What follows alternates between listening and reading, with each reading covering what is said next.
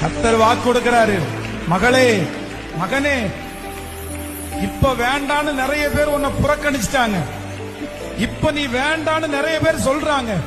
சொந்தக்காரங்க வேண்டான்னு சொல்றாங்க, சுத்தி இருக்கிறவங்க வேண்டான்னு சொல்றாங்க. ஆனா கர்த்தர் வாக்கு கொடுக்கிறார், இந்த முழங்கால் யுத்த ஜெபத்துக்கு பிற்பாடு ஆண்டவர் உங்களை எப்ராயிமா மாத்துவாரு. நீங்க இருந்தாதான் அந்த பிரச்சனைக்கு முடிவு. நீங்க இருந்தாதான் அந்த பங்கன்ல சந்தோஷம்.